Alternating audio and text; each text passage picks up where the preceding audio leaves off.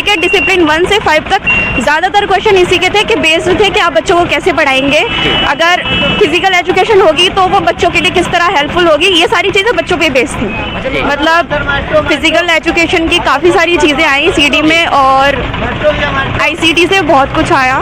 Reasoning easy थी, maths जो बच्चे कर लेते हैं उनके लिए काफ़ी ईजी थी, जो नहीं करते उनके लिए थोड़ा सफिशिएंट है। जो लोग प्रैक्टिस नहीं करते हैं, मतलब जो मैं कहूँगी कि प्रीवियस ईयर इनको बहुत देने चाहिए ताकि उनकी प्रैक्टिस बन जाए और 200 के 200 क्वेश्चन वो देख सके पूरे के पूरे। क्योंकि अगर हम सारे क्वेश्चन नहीं देख पाते तो डिसएडवांटेज ये होता है कि हमें पता नहीं चलता, हम पहले के बाद के क्वेश्चन छूट जाए, क्या पता वो हमें आ रहे हो। तो स्पीड बहुत ज़रूरी है। मेरे साथ ऐसा नहीं हुआ कि कोई क्वेश्चन छूटा, 2 घंटे में 200 क्वेश्चन मेरे हो गए थे। मैम अगर हम लोग जैसे पेपर के लेवल की बात करें, आपके अकॉर्डिंग क्या लेवल रहा आज का? लेवल मॉडरेट रहा, ज़्यादा हार्ड नहीं था और बहुत इजी भी नहीं था। मतलब फिजिकल एजुकेशन की काफ़ी सारी चीज़ें आई सीडी में और आईसीटी से बहुत कुछ आया। रीजनिंग इजी थी, मैथ्स जो बच्चे कर लेते हैं उनके लिए काफ़ी इजी थी, जो नहीं करते उनके लिए थोड़ा ठीक। कुछ स्टूडेंट कुछ गर्ल्स क्या ये कमेंट करती हैं कि ये बताती हैं कि हाउ टू अटेम्प्ट 200, मतलब 200 तक हमको पहुंचना कैसे है, तो उसकी रणनीति थोड़ा सा आप अपने कम से कम आप रीजनिंग में 20 मिनट दीजिए, ज़्यादा से ज़्यादा। मैथ्स में 20 मिनट दीजिए और हो गया करंट अफेयर्स में 10 से 12 मिनट, 10 मिनट कम से कम हो जाएगा 10 मिनट में। हाँ हो जाएगा, क्योंकि उसमें कैलकुलेटिव नहीं होता, आपको पढ़ना होता है, देखना होता है बस। और हिंदी इंग्लिश में 20 से 25 मिनट में मेरे हिसाब से दोनों हो जाएंगे। तो कम से कम 60 मिनट में, 60 से मैक्सिमम 70 ले लो, 70 मिनट में आपका ए पार्ट हो जाना चाहिए, तब जाके आपके 200 नंबर पूरे होंगे, वरना नहीं हो पाएंगे। यानी कि एक तरह से मैम हम लोग अगर फर्स्ट पार्ट को थोड़ा सा स्पीड से करते हैं तो then after the second part तक पहुंच पाएंगे, अदरवाइज रह जाइए। जी।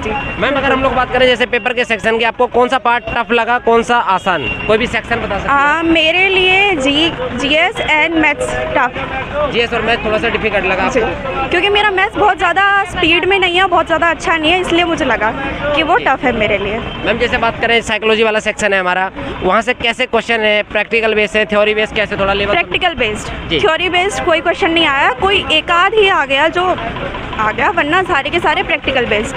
मैम थोड़ा सा लेवल आप समझा पाएँ, जैसे सीडीपी हो गया, एजुकेशनल पॉलिसीज हो गई। एजुकेशन पॉलिसीज़ 2 आई हैं, उससे ज़्यादा नहीं आई। आज ज़्यादातर मैंने देखा कि फिजिकल एजुकेशन एंड आईसीटी का ज़्यादा आया है। फिजिकल एजुकेशन और आईसीटी का ज़्यादा पूछा जी। मैम जैसे कुछ क्वेश्चन होते हैं प्रैक्टिकल बेस कि आप कैसे सोचते हैं, थिंकिंग करते हैं, क्लासरूम से रिलेटिव दे देते हैं, ऐसे बहुत सारे क्वेश्चन थे जी। स्टार्टिंग से लेकर डिसिप्लिन 1 से 5 तक ज़्यादातर क्वेश्चन इसी के थे कि बेस्ड थे कि आप बच्चों को कैसे पढ़ाएंगे, अगर फिजिकल एजुकेशन होगी तो वो बच्चों के लिए किस तरह हेल्पफुल होगी, ये सारी चीज़ें बच्चों पे बेस्ड थी। अच्छा मैम हम लोग जैसे बात करें, बहुत सारे स्टूडेंट का ये भी क्वेरी आती है कि एक बार ये जरूर पूछ लीजिएगा कि इन लोगों को जो अटेम्प्ट करते हैं कि फर्स्ट पार्ट पहले अटेम्प्ट करना होता है या किसी भी पार्ट पे डायरेक्ट कूद सकते हैं? नहीं, ऐसा कुछ नहीं है। फर्स्ट पार्ट रीजनिंग आता है सबसे पहला सेक्शन, उसके बाद जीएस आता है और आपको पार्ट बाय पार्ट करना ही होता है, और आप अगर एक बार सबमिट कर दोगे उसके बाद आप उस पार्ट में दोबारा नहीं जा सकते। मैं समझा नहीं मैम कैसे?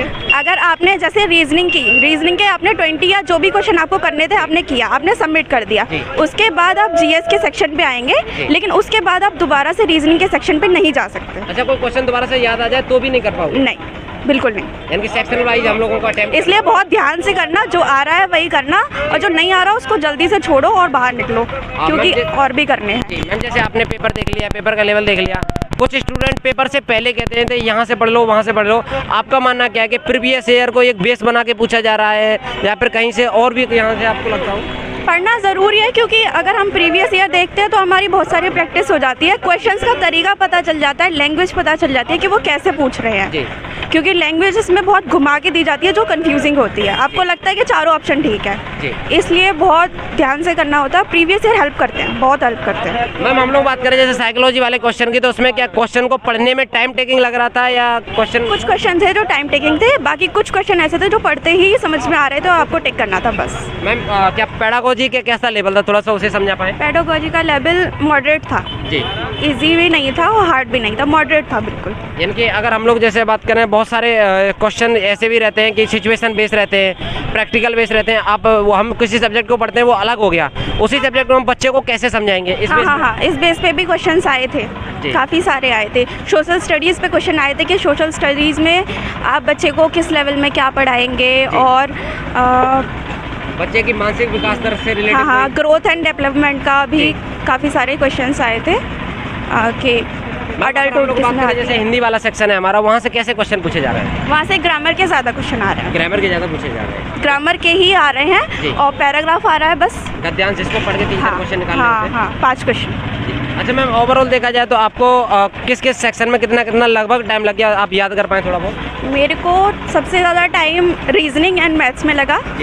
कम से कम टोटल अगर मैं मिलाऊँ दोनों का तो 40 से 45 मिनट दोनों सेक्शन में मुझे लगे। बाकी लगे जीएस हिंदी और इंग्लिश, इसमें लगे मेरे को 30 से 40 मिनट, 30 मिनट बस। सेक्शन आपने टाइम के अकॉर्डिंग कर दिया? हाँ, तभी उधर कर पाई मैं। चलिए, thank you so much ma'am. I hope you are selected 2022। इस बार आपका सिलेक्शन हो जाए, और आप बहुत सारे स्टूडेंट देख सकते हैं इस तरह से रिव्यू लेते हैं। और क्योंकि मोस्टली क्या होता है कि बहुत सारे स्टूडेंट कोई नहीं बोल पाता, उनसे तो हम ज़बरदस्ती नहीं बोल पा सकते। लेकिन अगर आप लोगों को कोई भी क्वेश्चन पूछना हुआ करे तो तुरंत कमेंट कर दिया करो, ताकि हम लोग आने वाले समय में बता सके आप लोगों को कि ऐसा लेवल पूछा जाए। मैम आ जाइए एक बार के लिए। मैम